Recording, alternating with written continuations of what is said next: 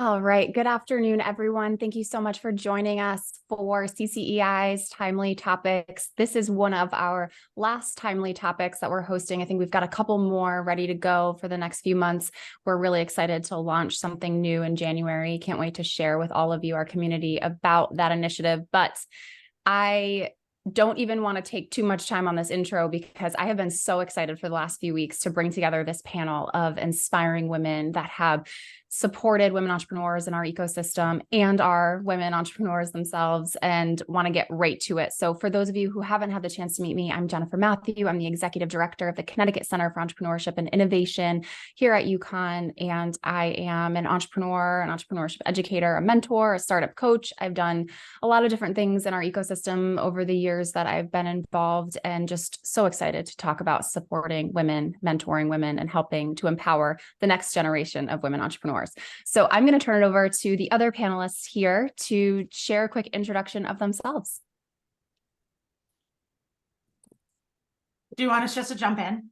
Yeah, you just do it. Great. Here I am. Over it.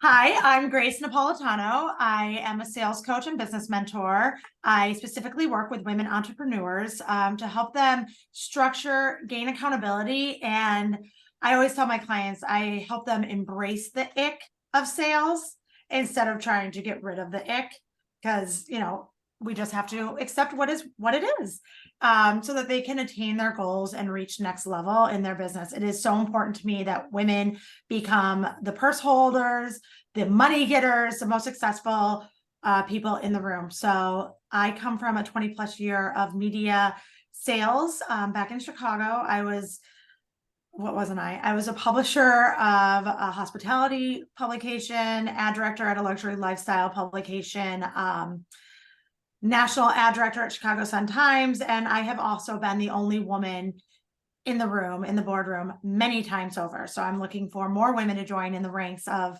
running the show. So that's who I am. Hi. Thank you, Grace. Mm-hmm. Well, good afternoon, everyone. Milena Irwin. Happy to be here. Thank you, Jen, for a wonderful invite. Really happy to celebrate with all of you wonderful ladies. So I am a college educator, nonprofit leader, and entrepreneurial growth consultant. And I found my passion for supporting women throughout the years. My career started in business development for a variety of companies and industry, developing international trade. I led a women's business center for about 8 years, supporting women entrepreneurs. Currently, besides my teaching role at the UConn School of Business, I'm the executive director of the Connecticut Technology Council, which is a membership industry association of tech companies, and we have some exciting women's initiatives. So just like Grace, have worn a lot of hats and really passionate about supporting women and young women as they embark on their paths. So really happy to be here. Awesome. Thank you, Milena. Great. And I am Hayley Segar. I am the founder of onewith Swim, and I'm also very stuffy today, so I apologize in advance for any sneezing. I will try to mute myself, but 'tis the season. So yeah, I am the founder of onewith Swim. We make patent pending women's swimsuits that fit like no-show underwear. I am a very proud UConn and namely CCEI alum. I was part of the 2020 Summer Fellowship cohort and a Wolf finalist after that cohort. And yeah, I've had tremendous value come from CCEI through different mentors and just general support. And I can't wait to talk about it. Can't wait to talk about obviously having a very female-centric product and a very female powered team behind that product. So looking forward to, like I said, diving in, and thank you for having me. Yeah, thank you. And of course, this is Women Entrepreneurship Week, and we are celebrating with this panel and lots of fun activities that are going around across the world. Actually, many universities are participating in this initiative by hosting events and panels and highlighting the women in their ecosystem. So really looking forward to this conversation. I would love if we could talk a little bit more about what inspired the work you do for women. So each of you have different products, services, coaching, mentoring, different activities you've done specifically with women. And I'm curious to know what inspired that for you.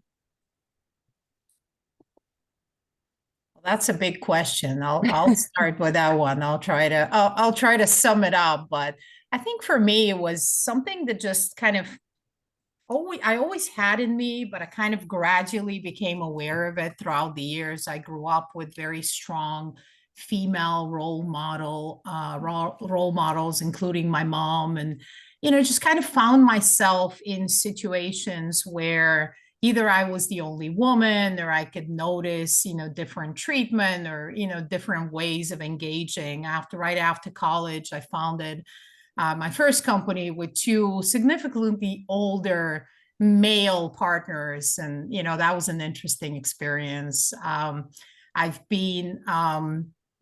was in manufacturing, developing global sales. So very often I was the only woman in the room. I've lived in countries where I've seen, kind of instances of women being mistreated. And I think I just gradually come to the realization that there's a lot more that can be done, right?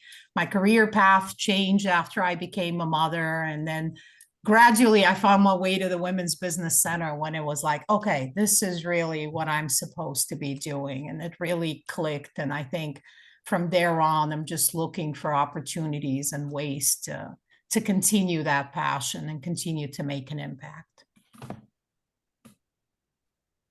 I have a very specific moment. I remember, obviously I said in media, it's very male dominated, and I obviously have a big voice and big personality. So that didn't really bother me in my younger years. I remember in college, I was a sport marketing major, and I had a very bad internship in that I was put in the ticket office, and the people who had less experience but were males were put in the marketing department, even though I crushed them in experience and education. But when I became pregnant with my son, I think I was 35-ish, 34, 35.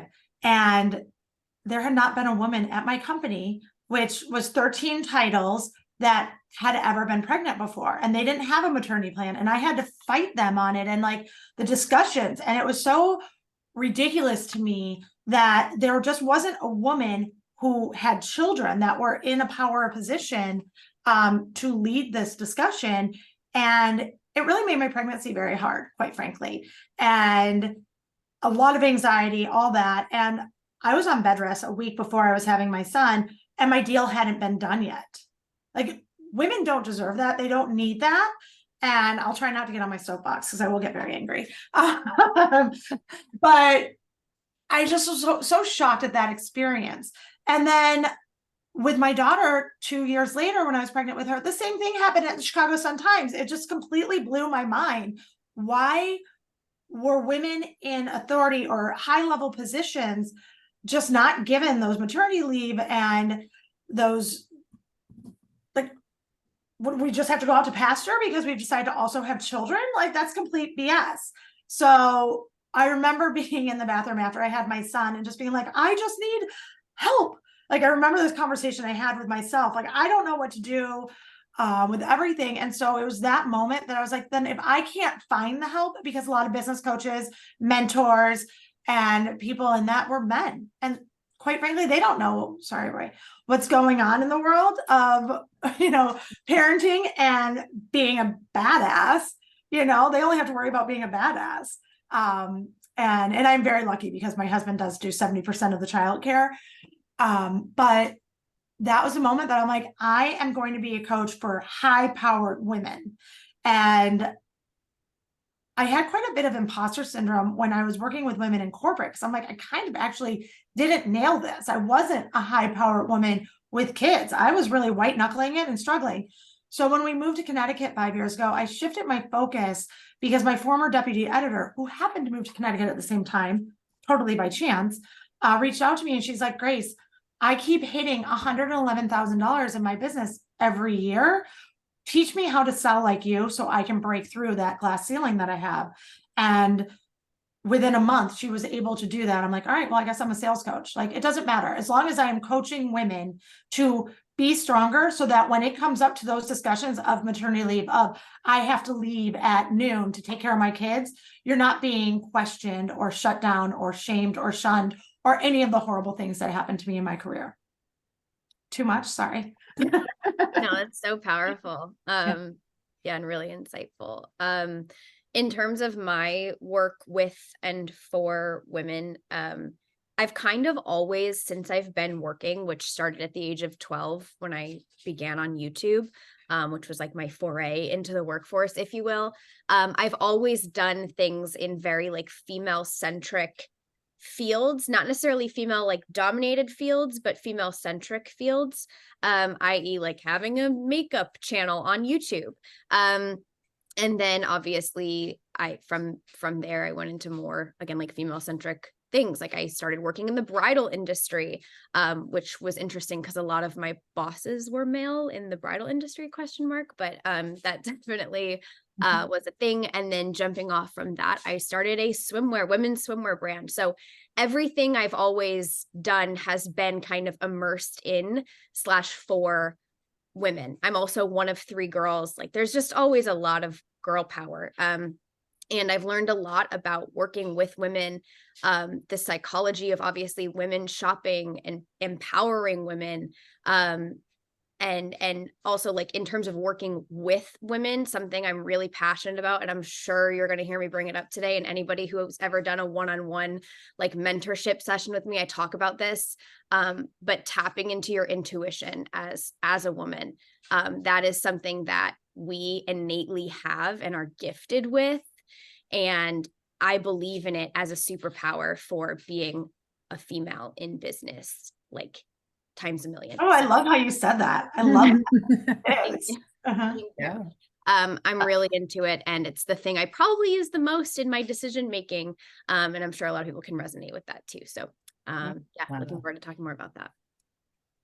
So love that you just said that. And I'm just going to completely go off on that particular tangent because I feel like you're right. I feel like women do have this innate sense of intuition that we can follow if we're present and focused enough to hear it, right? There's often times that we are telling ourselves stories or we're kind of bogged down by everything else that's happening around us, that we're using other people's metrics of success or other people's influence on whether or not we're doing what we should be doing as a gauge. And it's hard when those things are coming in, it's clouding, it's noise in the space where our intuition is there. It's always been there, but sometimes it's silenced or it's quiet. It's more quiet than it is in times where, we are able to hear it and to make an impact. So I think that's a piece of the coaching, the stuff that inspires me in working with women entrepreneurs is allowing them the space to get out of that and to let go of some of those pieces. And I certainly am not immune to that, right? So I'm talking from a place of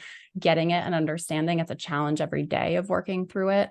But I love that you said that, Hayley, because I think that's key. It is a superpower. We just have to learn to unleash that piece of us.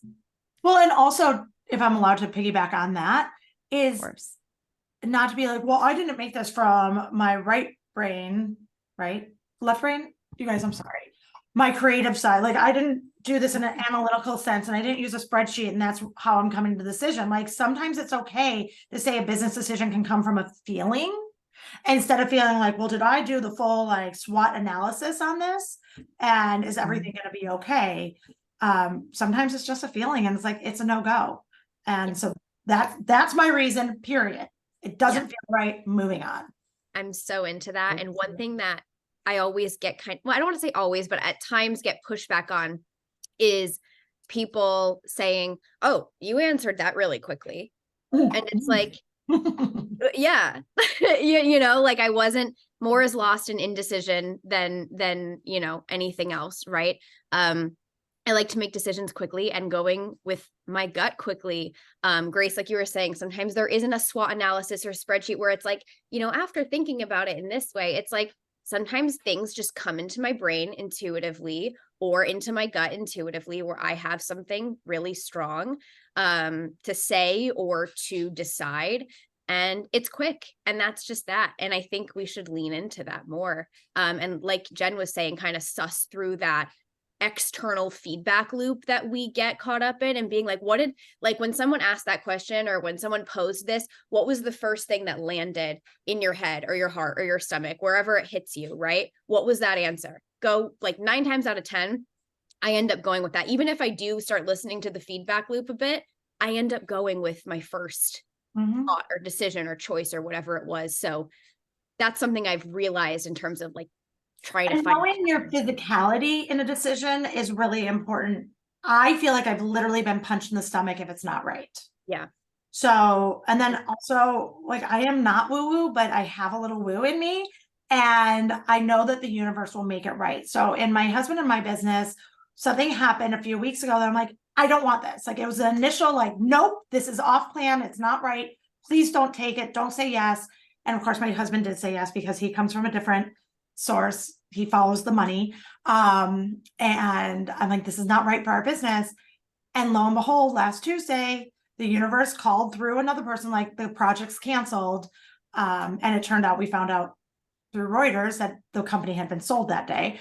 But I was like, thank you, universe. Like, thank you for not letting this, because it was the wrong path for our business. For sure. And it always has a way of like coming out like that, right? So Yeah, feel that physicality.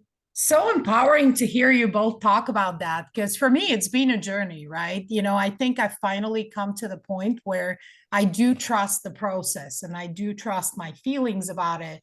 But I think there was a long period where, like Jen said, the noise and the expectations of others of going in a direction where you're supposed to be going, right? Or pivoting from that direction. And, you know, when I reflect back on decisions and how they were made, and when I was able to calm or empower that feeling, it's just amazing where those decisions have taken me in different ways. So I think it's just a matter of you know, coming into the confidence of letting decisions be guided that way and not having to explain to anybody else, right? Right. Well, think about Randy Jackson from the early days of American Idol. Like, that's a no for me, dog. Like, that's it. That's a no for me. Like, no explanation needed. And that's right. something else we do as women, right? We need to explain, we need to justify and I think that's the patriarchy. You know, we are trying to mimic how our male counterparts are going about business. And quite frankly, like, they've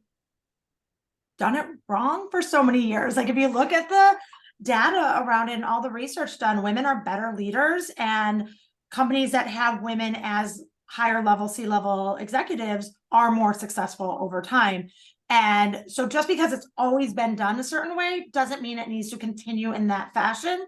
And it takes a change agent and somebody willing to be brave enough to say, nope, let's do it this way. And because I said so.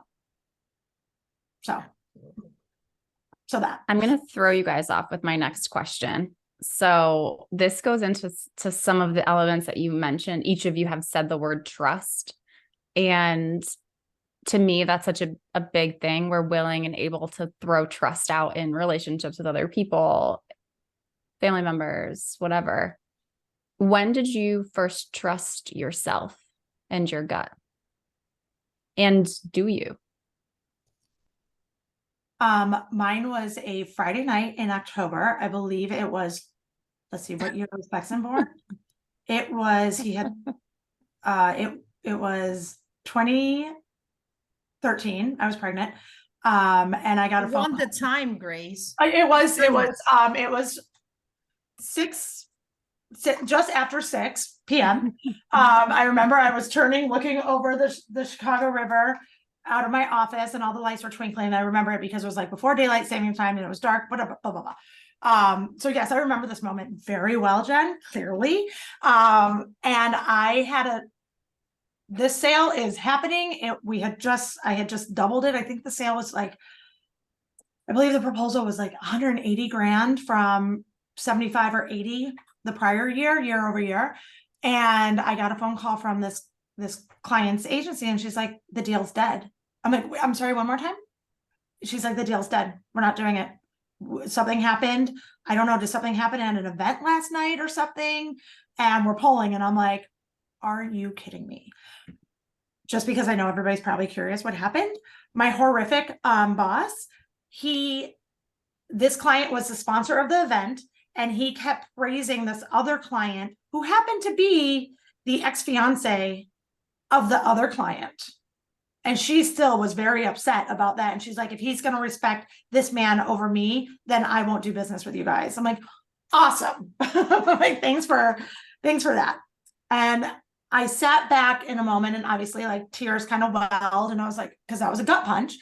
And I mean, I was going on maternity leave in a few months, or not, because we were still negotiating it. And I was like, you know what?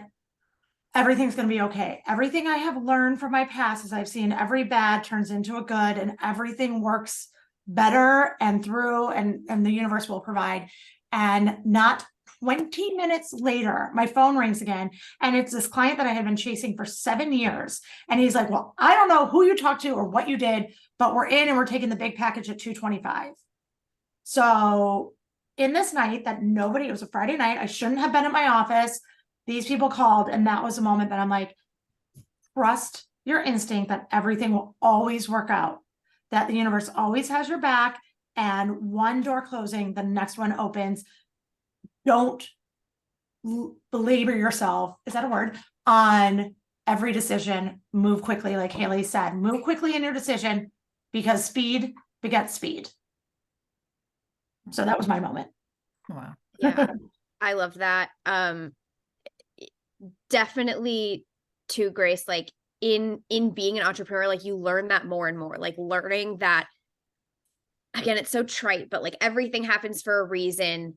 Something is always kind of at play, that's going to make sense. Maybe, you got that gratification so quickly, like you said, that same night, right? Right. In moments, like 20 yes. minutes. It was so weird. That is storybook status, right? Sometimes it isn't that quick, right? But it does always work out. And I will say, in terms of like trusting myself and that journey, I have never trusted myself, who I am, my abilities, whatever else you want to kind of like roll in with that, more than since I started working on OneWith in April of 2019. I have learned so much about myself. They say self-esteem is built on making and keeping promises to yourself. Making and keeping the promise to like build a startup and keeping a startup running has done wonders for my self-esteem. And I have this mantra. I always joke that I have the opposite of imposter syndrome with OneWith. I'm always like, who else but me? That's always beautiful. Like, who else is better for this than me? I can't think of one person. Like, you know what I mean? And sometimes you have to tell yourself that, and to get that across, like in whatever room you're standing in. And it's done a lot. OneWith has done so much for me with self-trust. And I'm so grateful to this entity that is OneWith for doing that for me and with me. And it's been awesome. So OneWith is my answer for like when I trusted myself. Wow. Well, I'll be the odd one out, and I'll tell you, I don't know that there's a moment. I think there's always been a part of me that has trusted myself and being aware enough to trust the process and look back and be aware and know that things have turned out. So there's no reason why they won't turn well going forward, right? But I think there's also always been that parallel path of like that imposter syndrome when you go into a new situation or a new environment, or you're the only one on the table for the first time. That's always making me step back, right? So there's that, like talking again about cognitive versus intuition. There's that piece that it's right, you're trusting yourself, but there's also like, oh, shouldn't I trust myself? This is a new space. I've never been in that. I have pivotal moments, there's certainly moments that have defined me more and kind of like made me jump in that stage of trusting myself, like the best things, right? Something that's not right for you and it's not right. And it's an environment you just need to leave, and you don't leave for some reasons. And then when you actually do, it's like, oh my gosh, I trusted myself and I did it. But I have to say, for me, it's a back and forth. It's not a one level up, but yeah, it's definitely there. Milena, can I piggyback off of what you're saying? And normally I wouldn't jump in before the next question, but this is very CCEI centric, so I feel like I have to interject. And Jen, you've heard this story 5 million times, and I'm so sorry. But speaking of imposter syndrome, and like the last time I really, really felt it was when I walked in to pitch for summer fellowship at CCEI in March of 2020. It was like March 10th of 2020, like literally the day before the world shut down, legitimately. And I had gotten obviously like what I'll call a callback to go in and pitch for summer fellowship. And I was listening to all of the other teams about to walk in the room before me, and everyone was, you know, heavy into STEM and just general tech and mathy and like robotics and just, you know, not bathing suits. So I was like listening to everyone, and I was reading the pamphlet in the CCEI like lobby waiting area of like past cohorts, and it was all, again, heavy STEM stuff and pharma. And you know, I walked in and I'm like, I'm going to be a laughing stock. Like, this is going to be hilarious. I'm about to walk in Elle style with my little pink blazer and my blonde hair and talk about swimsuits, and they're going to laugh at me. And I walked into that room. I did my pitch, you know, I kind of like sold my confidence on it, but I literally walked out of the room and I was like, I'm never going to hear from them again. This was hilarious. Like, they hated that. I shouldn't have been there. And then 3 days later, I got the email saying I was accepted into summer fellowship. That was a huge moment for me. I can tell the story now without crying, but for a while I was crying, and Jen could attest. But that was a massive moment for me. And like, oh yeah, okay, like you don't have to question yourself in those rooms anymore. So that, I think, was another like big trust moment. And thank you to CCEI for, you know, enforcing my belief in myself with that. So the first question I had asked when we got started 30 minutes ago was, what inspired the work you do with women?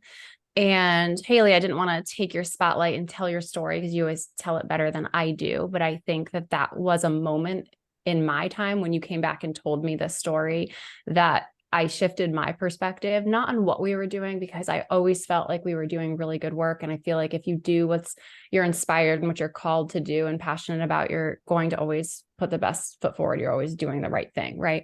But I felt like it was the way in which we communicated to people like you, Hayley, that you can do anything, right? You can start any business. It doesn't matter. We want you to feel like you can come to CCEI, tell us your idea, big or small, or out of this world, right? Something we've never really understood before, and find a way to make it work for you. And that has changed the way in which I think we operate, and being able to provide additional programs. And we started that during COVID, was providing these programs for students that just had a small idea that they didn't know where it could go. So I just want you to know the impact that you made by telling that story. And a piece of this empower women is being authentic and being true to yourself, and being able to show up and tell your story without fear of what other people are going to think of you, because you have no idea what that story is going to do to the people around you and the people that are listening. So when you told us that, we listened, and I truly thank you for being open and honest with sharing that with us. And hopefully someone sitting here today, or when they listen to the recording down the road,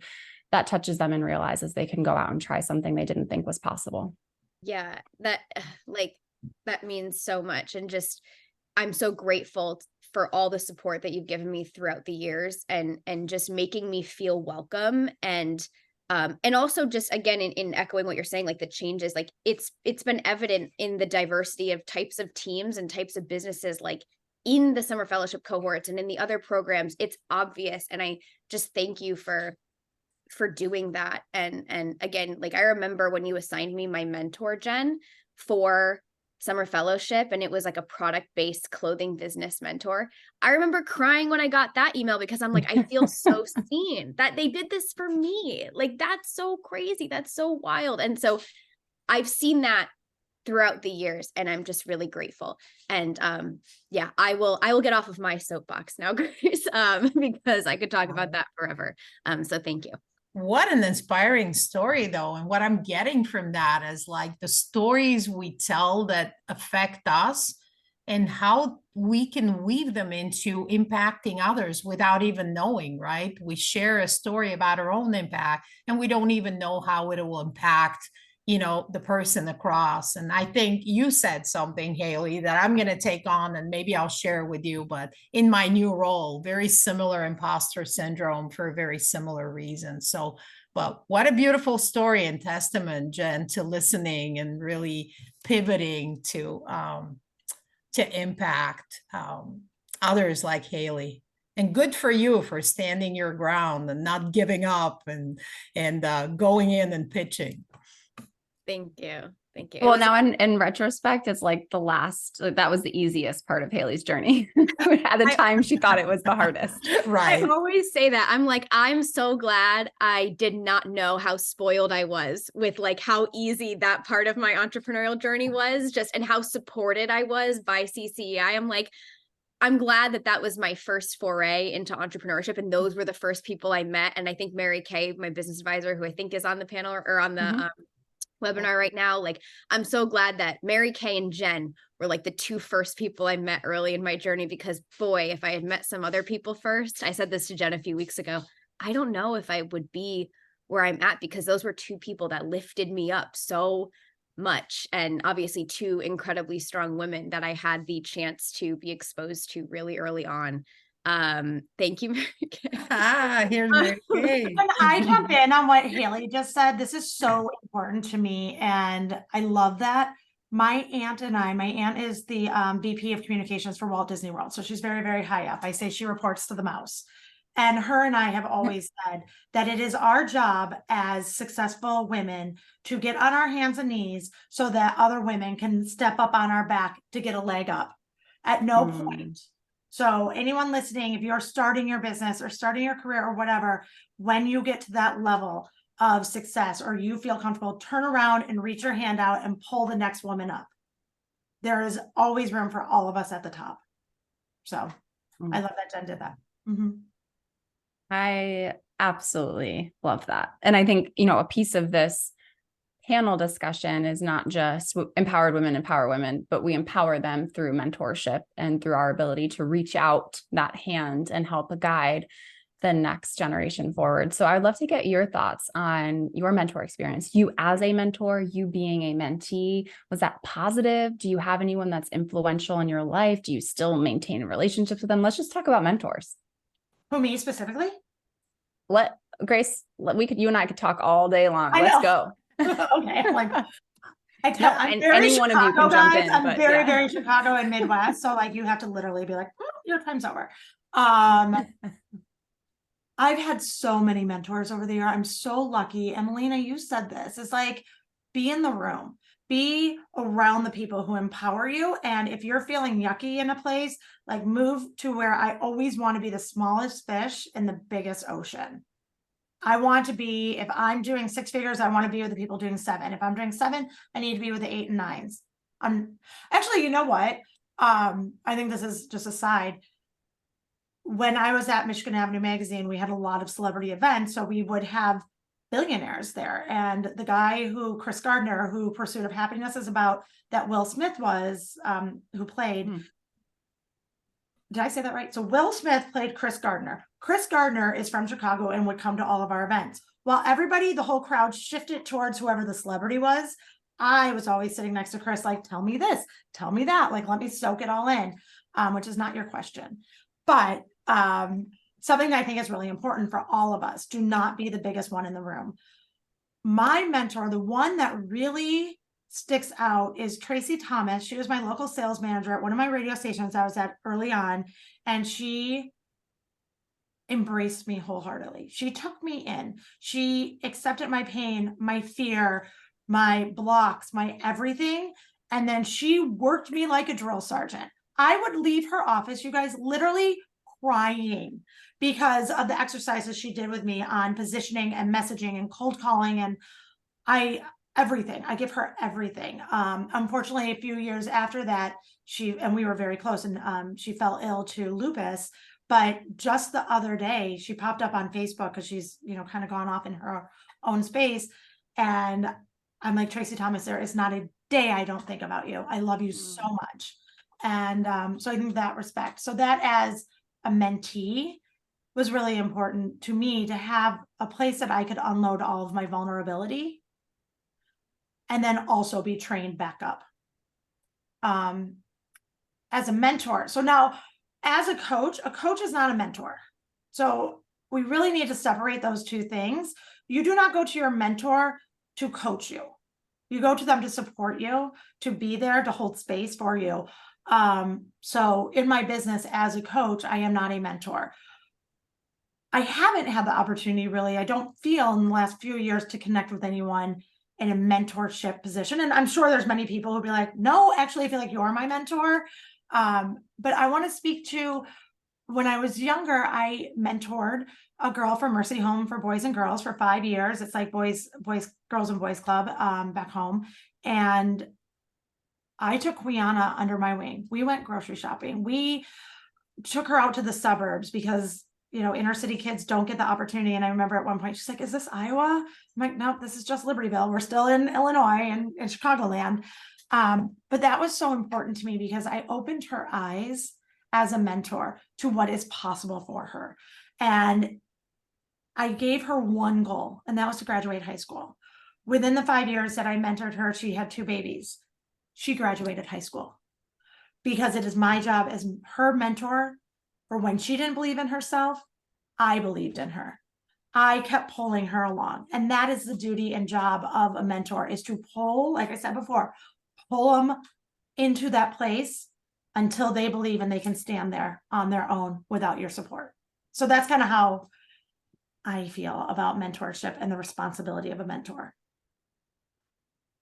Grace, I'm going to jump off something you said early on in that answer, about being, you know, the smallest fish in the room, so to speak. There was a time of my life where I was consistently the biggest fish, and that's not a pat on the back. That's not stroking my ego. That was like, I would walk in somewhere. Girl, I say I'm the biggest fish all the time. Okay. So all right. stroke Cool. that ego. Okay. I'm just saying, I would walk into a room and everyone would be flocking to me and asking me for social media advice. I'm like, I need to GTFO. Like, this is no longer, I need to be. This isn't serving me. This is not serving me. I need to be in more rooms where I am working up the gall, the nerve to ask people questions. That's where I need to be inserting myself more and more. So especially since starting OneWith, I have coaxed myself out of, you know, saying yes to every single thing and putting myself in rooms where it would be like, oh, Hayley, can I pick your brain for, no, like, no more. Now that being said, if any founder ever reaches out to me and wants 15 minutes, like Grace said, absolutely. Like, that is my duty to now, you know, like put my hand out and help them. And like you said, bring them up, you know, just support in any way that I can.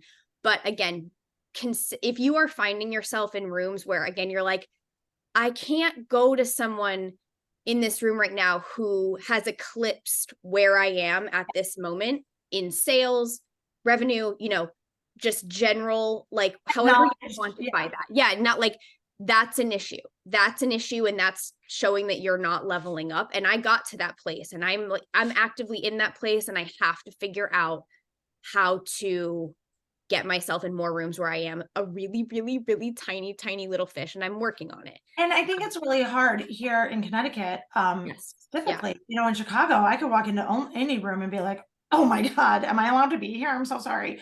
What I notice here is I'm in a group that I notice when I speak, everybody's furiously taking notes, and my notepad is still empty when they speak. So that's not the right place. So I am working with myself to say, okay, do I want to change my objective? Because every few weeks I do like meeting with these ladies and having a nice coffee and chit chatting. But if I know that I'm not going in to learn something, but just for being there, you know, so if everyone's taking notes or they're picking your brain or, hey, can we have a follow-up? Then you're not in the right room. Exactly. For your own growth. Yes. No, I'm so with that. But then just like a note, because I don't want to like harp on the negative, but I just wanted to make sure I said that and really emphasize what Chris mentioned with that, because that's a really important thing. Like, if you are noticing yourself eclipsing your friends, your family, like, you can shift. You don't have to, you know, it's everything is flexible. One more thing, because I'm a sales coach and I love money. I mentioned the other day in this meeting with this group, how much we're paying our bookkeeper and accountant for our new business, my husband's and mine. And they're like, oh, well, some of us just don't have the funds to pay that. I'm like, I am in the wrong room, because this is the normal rate to pay an accountant. This is a normal rate. Actually, it's kind of a deal. A bookkeeper. And I know that these people, these business owners, have no intention of ever growing. So how am I going to have a real colleague conversation about services and providers and people that can deliver at the level? So, and another woman at one point said, well, you charge too much for your services. I'm like, oddly enough, my calendar's full. So apparently I'm not. So yeah, I think that's really important too. If people are afraid of money talk or numbers or saying you want to set a goal, then hit out until somebody's like, well, you know, you want to do 2 million this year? What if we push that up to 2.5? What if we stretch goal that, instead of being like, you'll never do 2.5 million, you know, like thinking of swimsuits. Yeah. Grace, one of the things that I always say to myself when people respond in that way is the way that people talk is more about them than about you, and trying I to always say, remind don't put myself, your money right? issues on me. Do not put Yeah. your money issues Yeah. on me. Exactly So, Yeah. true. I think what you said is just key, right? Because mentorship, our needs to mentor and be mentored change as we change and as we go into new paths or we reach new levels. And I think sometimes we get tied up to the environment that worked for us at a certain time and doesn't work anymore. So I think it's totally okay to step out of an environment and go into another one that serves us best, and that is no indication of negativity on both sides. And I'm happy you guys are realizing that and taking the step to be in those rooms where you can really be valued and find something of value. I think for me, obviously, the traditional mentorship, you know, I've had mentors because of the twists and turns of my career, mentors at all levels, like academic, business, entrepreneurial. For me, it's just, you know, it was a shift in mindset to really think about mentorship in a more open way, right? So it's not just people that are traditionally on a higher level of success of path than you are. You know, some of my best mentors have been my students, right? And we engaged with them in ways that I would never have imagined at the start of a class. Two of my current mentors that have most impact on my present direction are entrepreneurs that came to me as an advisor when they were just starting, and they were at very pivotal kind of, you know, life-changing stages of their lives, and I was able to support them then.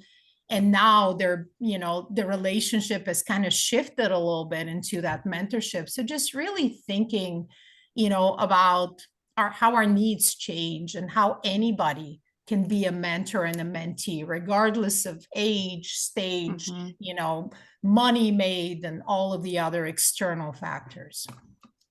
Yep. Said. Absolutely. I also love the point that has been woven in on the whole imposter syndrome thing. And I've read some various studies and thought pieces on this about using the word imposterism versus syndrome, right? It like makes you feel like you're doing something wrong.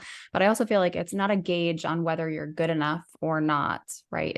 It's a gauge to help you understand if you're playing big enough. So if you don't feel it, you're playing too small. If you feel it, you're at the right table. So right. I love, you know, looking into it as a positive way to kind of propel us to the next step and put us in the next place. 100%. I'm like, if you feel like, oh my God, I need to wash the dishes instead of do this thing, like you are avoiding it, that means that is the right room you need to be in. That's the right activity you need to be doing, and just do it, because the purgatory, and I think Hayley said something about the indecision, the purgatory of not doing it is worse than the actual feeling of doing it. Yep.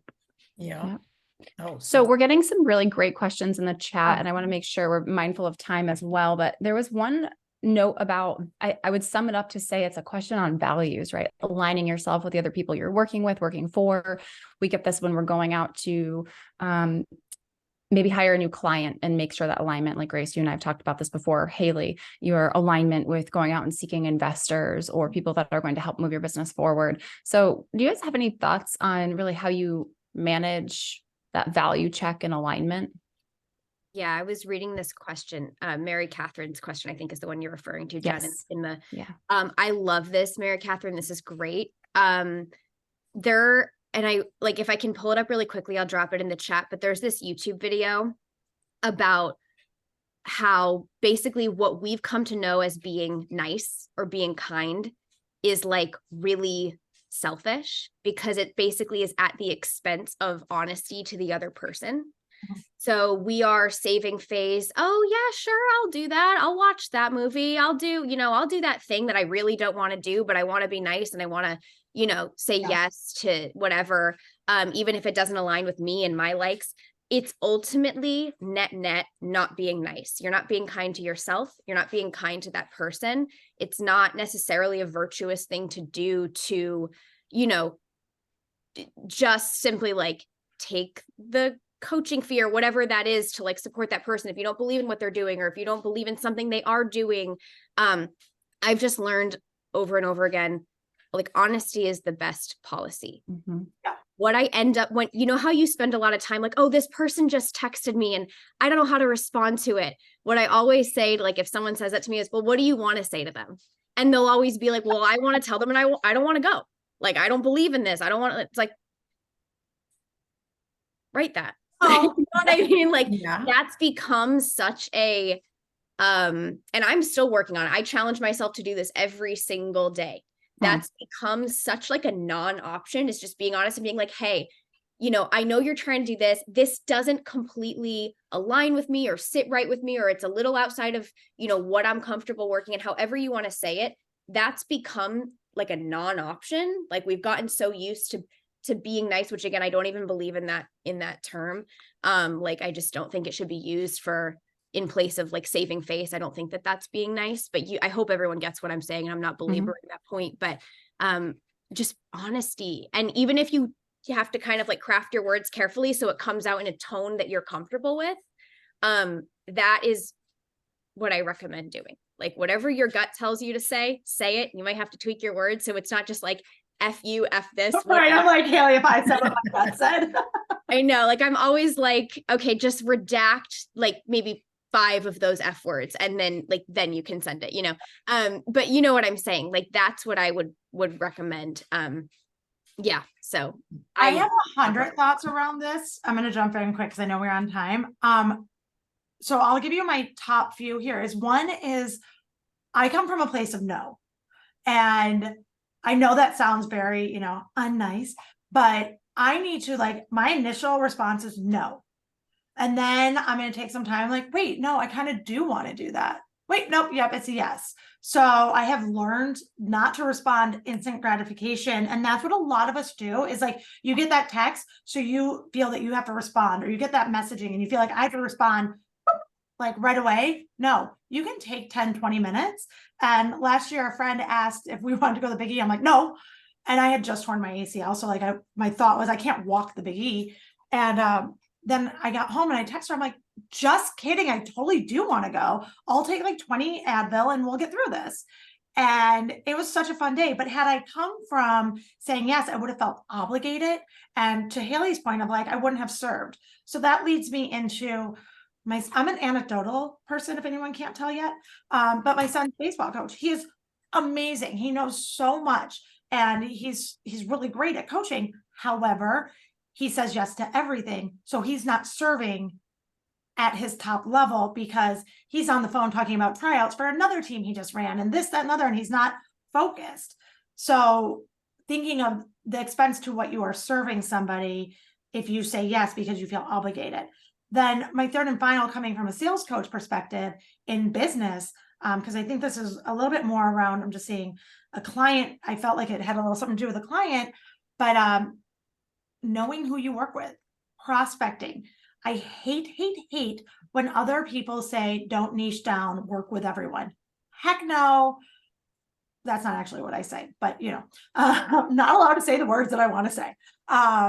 Niche yourself so you know who the ideal person that you are going to connect with, who is going to pay you money, and then you are going to serve, and they are going to walk away feeling like, wow, that was amazing.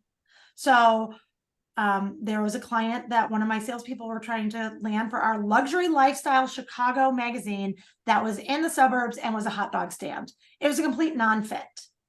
And what a great example of no, just don't try to sell to them, because they're not going to sell the 4,000 hot dogs they need to pay for this page. So those are my 3 very quick things. Yeah, I think I was going to mention something about like being, being kind, like something along the way of what you said, like being nice or kind of measuring your words or using your words carefully. And I think Mary Catherine alluded to that, right? And I think for me, it's important what you said, Grace, I've learned to have to do that, right? I actually time myself on responses, and I do, I don't say yes or no right away, because I've learned that it's a lot harder to backtrack. But I think being kind and being able to, not, whatever the issue is of the misfit, right? We're talking about a lot of different issues, misfit in clients, misfit in personality, just, being honest about it, but also being kind about the person and their situation and where they're coming from. I think Mary Catherine mentioned something about burning bridges, right? What does that really mean, right? What does burning a bridge really mean? And I think if you're being honest and being, kind in the messaging, I don't know that we need to deal with burning bridges, right? But I think kindness and just respect of the other person's perspective. Well, with the burning bridges is just deflect. So say, you know what, I don't think I'm the right person for it, but why don't you ask this person? Or you know what, you could sign up at the CCEI and do these type of programs, or, whatever, like just redirect. Redirect. Yeah. Mm-hmm. Yeah. And about the burning bridges thing, Mary Catherine, like your response to that, I've always been a bridge burner of sorts. I'm probably going to ask about that. I'm like, throw the match right? Like we'll deal with that later. Like, or not, or I will never, like, you know what I'm saying? It's like, if that bridge needed to be burned, it's probably something I didn't need in my life in the first place. So I'm cool with it. I'm totally cool with being a bridge burner. Yes. Can I ask everybody to turn their camera on real quick so I can take a quick picture for social? Is that okay? Real quick before people are popping off. Let me see your faces. I don't care if you haven't showered today.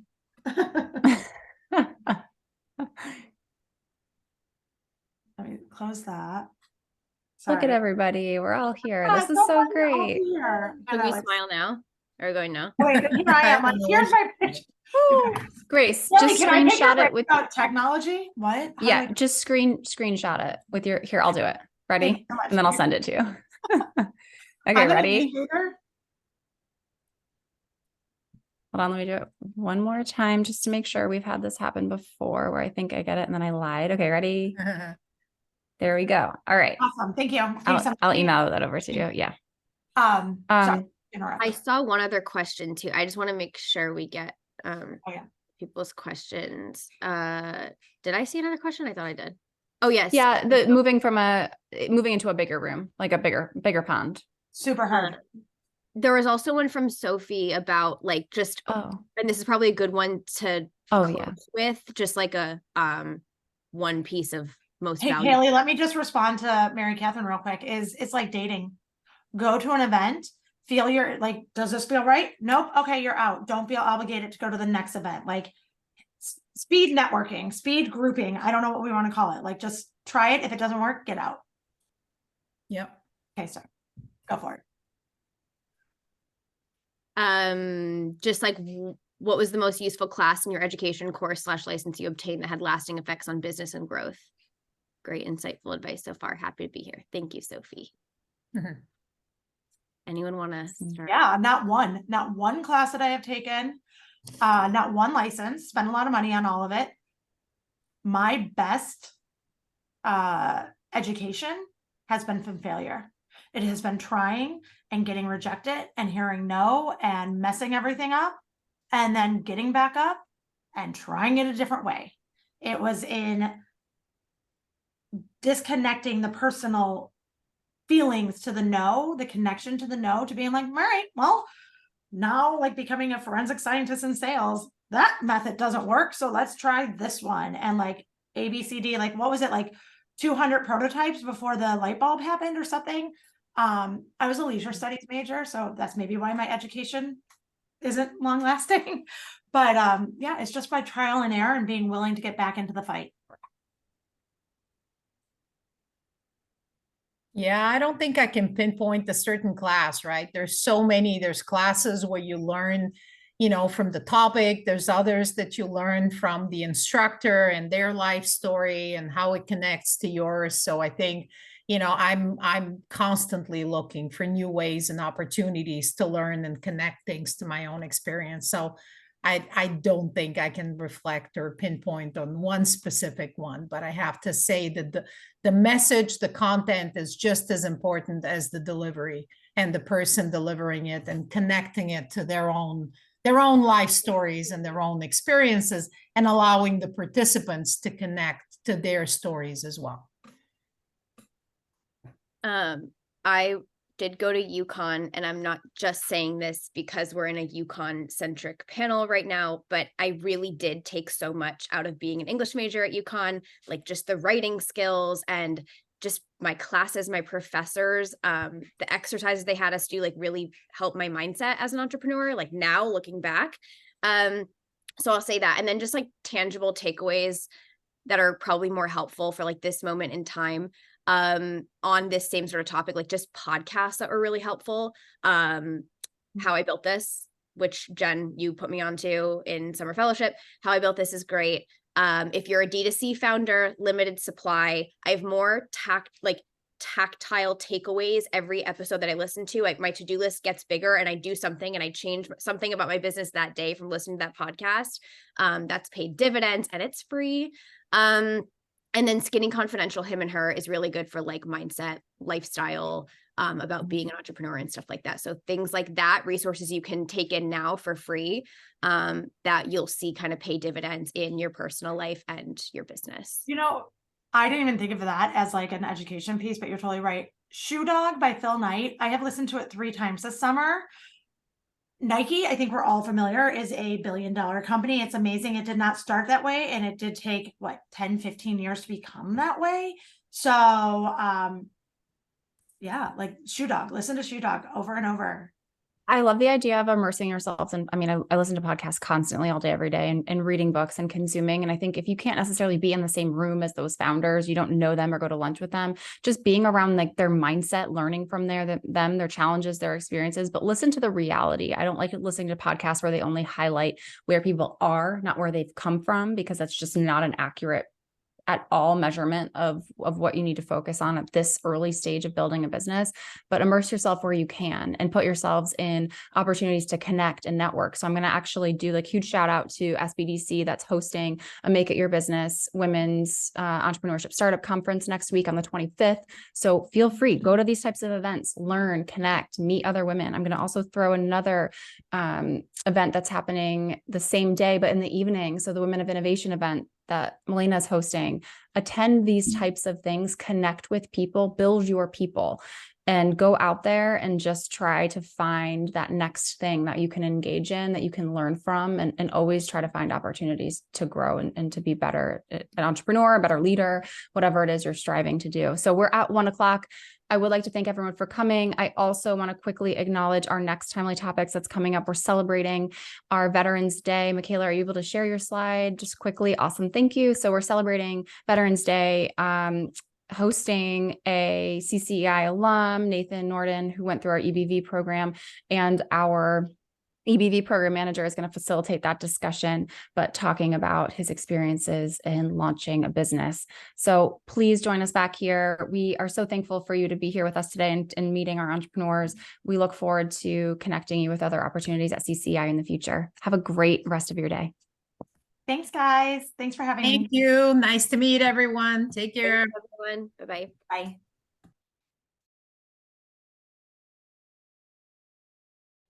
Just let me know when you want me to stop the recording, Michaela. You're good to stop it, Roy.